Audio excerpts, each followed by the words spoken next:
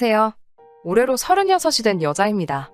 어려서 가정 형편이 넉넉한 편은 아니었기 때문에 대학교를 졸업하고부터 돈 버는 일에 정신을 쏟느라 꽃다운 20대를 연애 한번 해본 적 없이 보냈고 그렇게 30대가 되어버렸네요.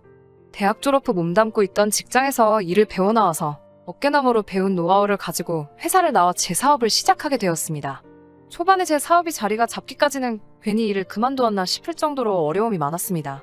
안정적으로 통장에 꽂히는 고정 수입을 포기하고 나니 사업 초반에는 버는 돈보다 나가는 돈이 더 많았지만 포기하지 않고 사람 한 명 더 쓸 바에야 힘들더라도 제가 직접 발로 뛰자는 생각을 하면서 부단히 노력해오다 보니 어느 순간부터 제 사업은 손익분기점을 넘어서고 제가 회사 다닐 때 받던 월급의 배가 넘는 수익을 가져올 수 있게 되었어요.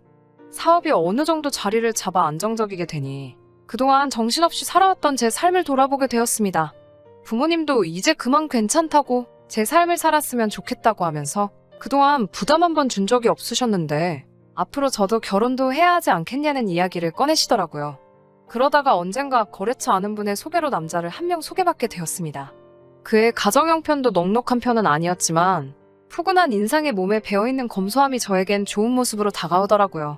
그렇게 철들고 난 후 저의 첫 연애가 시작되었고 그이도 준비가 되어 있지는 않았지만 홍기가 차 있던지라 만난 지 얼마 되지 않아서부터 양가에서 결혼 이야기가 나오기 시작했습니다. 좋은 점이 참 많은 사람이었지만 그이와 결혼 준비를 하면서 단 한 가지 단점을 이겨낼 수가 없어서 파혼을 하게 되었어요. 하지만 이제라도 예비신랑이었던 그 남자의 더럽고 치사한 면을 알게 되어서 다행이라고 생각합니다. 저도 제가 답답했지만 이 사연을 들으시면서 답답해하실 분들이 많을 것 같아 걱정도 되네요. 아무튼 그 이야기를 한번 시작해보도록 하겠습니다. 예비신랑이었던 그와의 일화는 셀 수도 없이 많아서 여기에 전부 나열할 수 있을지 모르겠어요. 처음에는 그런 모습들이 검소한 그 남자의 모습이라 여겨 장점으로 생각했으니 그 당시에 제가 눈에 콩깍지가 씌어도 아주 단단히 쓰였던 거라 생각되네요. 처음 그의 식탐을 알게 된 건 거래처 사장님의 따님 결혼식이었습니다. 당연히 저희 두 사람을 이어준 분이다 보니 저와 그이 두 사람 다 결혼식에 참석을 하게 되었어요. 결혼식은 요즘 추세에 맞게 스몰웨딩으로 진행이 되었어요. 식장에 이미 테이블이 세팅이 되어 있고 식이 끝날 때까지 함께 축하해줬다가 모든 일정이 끝나면 그때 식사가 나오는 형식이었습니다. 혼주 쪽에서 준비한 식사는 갈비탕이었어요. 그런데 그이는 결혼식장에 도착해서 축의금 봉투를 건네는 그 순간부터 식권은 어디서 받냐고 물어보더라고요. 식이 끝날 때 앞앞이 식사가 나온다는 설명을 듣자 그는 그때부터 실망한 표정을 감추지 못했습니다. 결혼식이 진행되는 내내 왜 뷔페로 하지 않은 거지? 하면서 혼잣말로 불만을 계속해서 토로했어요. 식사에서부터 불만이 많았던 그이와는 반대로 저는 이런 결혼식이 참 마음에 들었거든요. 진짜 두 사람의 결혼을 축하해줄 수 있는 소중한 사람들만 불러 모아서 참석한 모두가 식이 끝날 때까지 지켜봐준다는 사실이 보통의 결혼식보다 더 아름답다고 생각했어요. 정성스레 인원수대로 준비한 갈비탕 또한 대량조리한 뷔페 음식보다 훨씬 정성있고 맛있을 거라 생각했지요. 그이는 이미 식이 시작할 때부터 입이 대빨 나와가지고서는 식사가 뷔페였으면 축의금 본전은 뽑아서 갈 텐데 갈비탕은 동네에서도 10,000원이면 먹을 수 있는 거 아니냐고 계속 궁시렁대더라고요. 하도 불만이 많아 보이니 그이에게 뷔페는 나중에 둘이서 근사한 데로 가자고 그 달은 특히 장사가 나쁘지 않아 여유가 있었기 때문에 그런 식으로 불만투성이었던 그이를 달랬습니다. 케이크 커팅이 끝나고 웨딩드레스를 곱게 차려입은 신부가 결혼식에 참석한 모든 분들에게 와주셔서 감사하다고 인사를 건네는데 그 모습이 그렇게 예뻐 보일 수가 없었어요. 불편한 걸음으로 결혼식에 참석한 모두에게 감사하다 인사를 전하는 게 저도 이런 결혼식을 올렸으면 싶더라고요. 그이한테도 우리도 결혼식을 이런 스몰웨딩으로 알아보는 게 좋겠다고 말했는데 결혼식은 뷔페여야지 하면서 별로 내키지 않아 했습니다. 요즘 식을 끝까지 보는 사람들이 어딨냐고 축의금 받고 취향껏 먹을 수 있게 뷔페로 하는 게 좋다고 고집을 굽히지 않았습니다. 각자 생각하는 게 다를 수도 있고 그의 말대로 제가 아름다운 결혼식에만 정신이 팔려 그런 걸 수도 있다는 생각에 그건 나중에 우리 식 올릴 때 다시 이야기하자고 말을 줄였습니다. 모든 식이 끝나자마자 5가지 반찬이 정갈하게 차려진 갈비탕이 앞앞이 세팅이 되더라고요. 그이는 이게 뷔페였으면 갈비찜만 먹어도 갈비탕에 들은 갈비보다 몇 대는 더 먹었을 거라고 하면서도 음식이 나오니 탕에다가 밥까지 말아서 엄청 잘 먹더라고요. 그이는 벌써 탕에 들은 갈비를 끝내고 국물에 말아버린 밥과 몇 가지 밑반찬만 집어먹으면서 제 갈비탕을 계속 뚫어져라 쳐다보고 있었어요. 저도 식사를 거의 끝마친 상황이기는 했는데 저한테는 양이 많은 편이라서 이미 배가 부르기도 했고 갈비에 붙어있는 살을 뜯어먹기엔 조금 주변 사람들 눈치도 있고 해서 살코기만 발라먹었거든요. 그런데 그이가 그 갈비 다 먹은 거면 자기를 달라고 하길래 가져가라고 했죠. 사용하지도 않고 젓가락도 사용하지 않은 채 제 그릇으로 손을 옮겨 제가 먹다 남은 갈비를 가져가는데 그래도 그때는 음식을 잘 먹는 그 모습까지 보기 있어 보이고 좋아 보였어요. 아, 얼마나 제가 사람 보는 눈이 없었는지 그때는 그게 예비신랑이었던 그이의 더러운 식탐이라는 생각은 꿈에도 한 적이 없습니다. 오히려 그때 그걸 눈치챘더라면 더러운 걸 보지 않고 저도 다른 인연을 찾아봤을 텐데 말이죠. 그 뒤로도 그이와는 연애를 계속해오면서 저희도 어느덧 결혼식 날짜가 잡히게 되었어요. 제가 모은 돈과 부모님이 돈을 보태주신 게 2억 정도 되었고 예비시댁과 그이가 준비한 돈이 1억 5천 정도 되었어요. 그 돈으로 서울 외곽에 있는 오래된 아파트를 구하게 되었습니다. 오래된 아파트지만 서울에서 신혼살림을 차릴 수 있다는 사실에 감사했죠.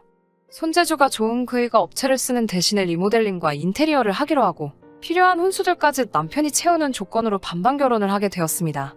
처음 며칠간은 그이 혼자서 아파트에 들어가 퇴근 후에 작업을 시작했는데 혼자서는 못하는 부분이 많아서 결국에는 저까지 나서서 리모델링을 도와주게 되었어요. 그래서 그 아파트에서 남편 퇴근 시간에 맞춰 공사를 시작하게 되었고 나중에는 간이침대 2개를 가져다 놓고 혼전동거 형식으로 살게 되었습니다. 가끔씩은 업체한테 맡길 거라는 후회가 들기도 했지만 그래도 제가 살 집을 직접 손본다는 게 재밌어서 딱히 불만은 갖지 않았어요. 둘이서 함께 하나씩 고쳐나가는 게 재밌는 부분도 있어서 그런 점도 추억거리가 하나 생긴 것만 같아 썩 나쁘지만은 않더라고요. 하지만 그의 더러운 식탐 때문에 결국 이 사단이 나고 말았습니다. 바닥 타일을 끝내고 벽지까지 전부 다 끝낸 날이었어요. 3일이나 걸렸고 조금씩 벽이 우는 부분도 있었지만 다 끝내고 나니 오래된 아파트라는 느낌이 들지 않을 정도로 쾌적해 보였습니다. 그래도 나름 의미 있는 날이다 보니 저녁을 배달 음식을 시켜 먹기로 정하게 되었고 메뉴는 치킨으로 정했어요. 얼마 안 있어서 음식이 도착했고 인터폰이 울렸어요. 현관문을 열어주려는데 인터폰이 손에 익지 않아서 그런지 오래된 아파트라 고장이 난 건지 문이 잘 열리지가 않더라고요. 그이가 자기가 가서 가져오면 되겠다고 하고 밖으로 나갔어요. 그런데 음식 받으러 간 그이가 5분이 넘도록 돌아오질 않는 거예요. 전화기도 두고 나가서 무슨 일인지도 모르겠고 혹시 결제하려고 가져간 카드가 문제가 있는 건가 싶어서 현금을 들고 밖으로 나갔어요. 엘리베이터를 기다리는데 계단 쪽에서 인기척이 들리길래 고개를 내밀어서 봤는데 그이가 계단 구석에서 상자를 열어놓고 닭다리를 한 손에 들고 뜯어먹고 있는 거 아니겠어요. 그때는 그가 계단을 올라오면서 닭다리를 뜯고 있는 게 기분이 나빴다기보다 그때는 고생을 얼마나 했으면 배가 고파 저럴까 싶었죠. 식탁이 따로 없었어서 거실 한가운데다가 신문지를 깔고 치킨을 세팅했어요. 콜라를 마시려고 컵을 가지러 간 사이에 그이는 그 자리에서 하나 남은 닭다리를 꺼내더니 제게 먹어보겠냐는 말도 없이 뜯어먹기 시작하더라고요. 그때만큼은 기분이 상하더라고요. 저도 가족들하고 치킨 먹을 적에 부모님이나 동생들한테 맛있는 거를 늘상 양보해왔기도 하고 개인적으로 퍽퍽살을 더 좋아하기 때문에 달라고 하면 안 줄 것도 아니었는데 딴 사람도 아니고 아내 될 사람인 제가 먹는 게 그렇게 아까웠나 싶었어요. 조금 빈정이 상하긴 했지만 거기서 한번 또 참고 치킨무 껍데기를 까서 국물을 싱크대에 버리고 있었어요. 그이가 그런 저를 보더니 야! 하고 소리를 지르면서 이게 뭐하는 짓이냐며 제 쪽으로 뛰어오더니 저를 확 밀치더라고요. 손에는 방금까지 뜯어먹던 닭다리를 쥔 채로요. 그이가 저를 밀치면서 팔꿈치를 싱크대에 부딪혀서 아파하고 있는데 그런 저는 안중에도 없고 저한테 치킨무 국물을 왜 버리냐고 고래고래 소리를 지르기 시작하더라고요. 완전 미식가의 빙의에서는 치킨무 국물이 느끼할 때 얼마나 개운하고 맛있는 줄 아냐면서 한 소리를 하고 있길래 그때 감정이 북받쳐 올라서 그걸 가지고 뭐라 한마디를 했죠. 치킨무 국물 버린 거 가지고 너무하는 거 아니냐고 닭다리를 혼자서 다 처먹은 것 하며 어차피 나는 퍽퍽살이 더 좋아서 닭다리는 관심도 없는데 고작 치킨무 국물 버린 거 가지고 치사하게 그랬어야만 했냐고요. 그이는 머쓱해졌는지 그제서야 저한테 사과를 했고 저도 놀라서 그런 거지 부딪힌 곳이 그렇게 아프지 않아서 그냥 참고 넘어갔죠. 그런데 그이는 제가 용서해줬다는 사실보다 제가 퍽퍽살 위주로 먹는다는 말이 더 기분이 좋았었나 봐요. 날개를 자기 접시에 덜더니 날개도 자기가 먹어도 되겠냐고 그제서야 물어보더군요. 더럽고 치사해서 안 먹는다고 그렇게 먹고 싶으면 너 다 먹으라고 했죠. 그날 이후로 예비 시어머니와 통화할 일이 생겨서 그날의 이야기를 했습니다. 예비 시모는 옛날에는 안 그랬고 저처럼 형제들한테 먹을 거 양보해주고 그런 아이였다고 예비 신랑을 옹호해주더라고요. 형제들한테는 양보해주고 저한테는 왜 양보를 안 해주냐 되물었더니 그때 못 먹은 게 한이 돼서 그러는 것 같다고 저보고 이해 좀 해달라고 하더라고요. 형제들한테 양보했다는 말에 그게 무슨 기분인지 저도 정확하게 알고 있었기 때문에 그 이야기는 더 꺼내지 않고 그냥 넘어가기로 했습니다. 하지만 정말 진심으로 참을 수 없는 사건이 그날이 지나고 일주일이 채 지나지 않아서 일어나고 말았습니다. 지금 그때의 일을 되새기기만 하는데도 벌써 손이 바들바들 떨려오기 시작하네요. 집안 인테리어는 거의 마무리가 되었고 남편 쪽에서 준비한 가구들이 들어오는 날이었습니다. 조금 게으름을 부렸나 뒷정리할 게 많이 남아있어서 저는 가게를 그날 직원에게 사정을 말해 하루를 아예 맡기고 일정을 정리했고 그이는 반차를 내고 점심 이후에 같이 도와주기로 했습니다. 정리할 게 많아서 그냥 월차 전부 다 쓰면 안 되겠냐고 물어도 봤는데 그날 회사에서 점심으로 중국집에서 회식을 하기로 했다면서 공짜밥인데 먹고 와야지 않겠냐고 하더군요. 그이가 중국집에서 음식을 싸온다는 건 기대도 안 했지만 그렇게 먹고 싶다니 그러라고 했죠. 그이를 출근시키고 아침 내내 정신없이 청소하는데 시간을 다 보냈습니다. 그러고 나니 조금 허기가 지더라고요. 냉장고에 뭐라도 있나 싶어서 열어봤는데 언제 사놓은 건지 편의점 김밥이 한 줄 있더라고요. 뭐 해먹기도 귀찮고 김밥이면 간단하게 먹을 수 있으니 그걸 꺼내 먹었어요.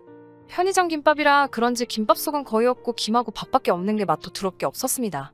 김밥은 꼬다리가 맛있는 법인데 도무지 물 없이는 넘어가지도 않을 것 같아서 끄트머리 2개 남겨놓고 다 먹지도 못했네요. 점심시간이 지나고 생각보다 조금 늦게 그이가 집으로 돌아왔는데 웬일로 손에 검은 봉다리를 1개 들고 들어오더라고요. 저 혼자 집에서 점심도 못 먹었을 테니 당연히 저 먹으라고 제 점심을 포장해온 줄 알고 내심 기특하기도 했어요.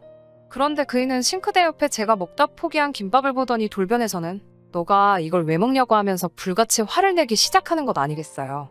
그 모습에 살짝 겁이 나서 정리하고 나니까 허기가 져서 먹었다고 자초지종을 이야기하는데 제 이야기는 들을 생각도 없이 핸드폰으로 편의점을 검색하더니 여기 가서 당장 똑같은 걸로 다시 사오라고 하더군요. 집 근처에 똑같은 편의점이 있지만 집에서 꽤 떨어진 다른 아파트 단지에 있는 같은 이름의 편의점으로 가라고 하는 말에 뭐하러 거기까지 가야 하냐 물었더니 집 근처에 있는 편의점은 자기가 전날 마지막 남은 걸 사온 거니 여기에 가야 있을 거라고 하면서 입에 아주 개거품을 물면서 성질을 부리길래 저도 오만정이 떨어져서 제가 김밥을 왜 사오냐고 같이 화를 냈어요. 배고파서 김밥 좀 먹었기로서니 이런 식으로 나오는 게 어딨냐고요. 한참을 그걸로 티격태격하다가 그이가 포기했는지 휙 하고 돌아서서는 그이가 들고 온 검은 봉지를 주섬주섬 열더라고요. 그 안에는 중국 음식이 아니고 웬 시장에서 파는 것 같은 떡볶이가 들어있었어요. 그이의 뒤에다 대고 떡볶이 사왔으면 그걸 먹으면 되는 걸 고작 김밥 한 줄 가지고 딴 사람도 아니고 결혼할 상대한테 너무하는 거 아니냐고 성질을 내고 있으니 그이가 떡볶이 포장을 뜯더니 싱크대에 부어버리더라고요. 그 모습에 그건 또 왜 버리냐고 화를 냈더니 너는 아무것도 모른다면서 이 떡볶이는 그 김밥과 같이 먹으면 얼마나 맛있는 줄 아냐고. 그런데 제가 그 김밥을 먹어버려서 자기의 하루를 망쳤다고 노발대발 하더라고요. 저도 더 이상은 참을 수가 없어서 그이에게 내 집에서 당장 나가라고 소리를 고래고래 지르며 한바탕 했습니다. 그 와중에도 저한테 사과할 생각은 안 하고 현관문을 부서져라 쾅 하고 닫고는 나가버렸습니다. 얼마 안 있어서 예비시모한테 전화가 한 통 걸려왔어요. 저를 이해시키려고 별말도 안 되는 이야기를 하시길래 고작 김밥 한 줄 가지고도 앞으로 평생을 함께 보낼 사람한테 저 지경으로 달려드는데 같이 살았다가 무슨 봉변을 당하겠냐며 제 마음을 돌릴 생각은 추호도 없다고 이야기를 했죠.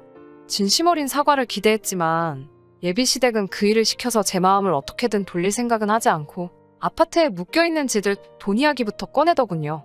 제 사업장을 담보로 잡아 대출을 받던지 해서 그 돈은 고스란히 돌려줄 테니 앞으로 저에게 연락도 하지 말라고 했습니다. 벌써 이 이야기가 4년이나 지난 일이네요. 정말 여태껏 연애 한번 못 해본 게 제가 사람 보는 눈이 이렇게 안 좋았나 싶은 생각이 들 정도로 후회가 많이 남기는 합니다. 그래도 덕분에 요즘같이 집값이 미쳐 날뛰고 있는 서울의 아파트 하나는 건지게 되었네요. 저는 능력 있는 여자니까 그런 놈 말고 저를 진정으로 위해주는 사람을 만나라고 하늘이 저에게 그 사람을 보내준 게 아닐까요? 앞으로 저한테 좋은 소식이 있도록 사연 들으신 여러분들께서 저희 앞날을 응원해 주셨으면 감사하겠습니다. 끝까지 들어주셔서 감사합니다.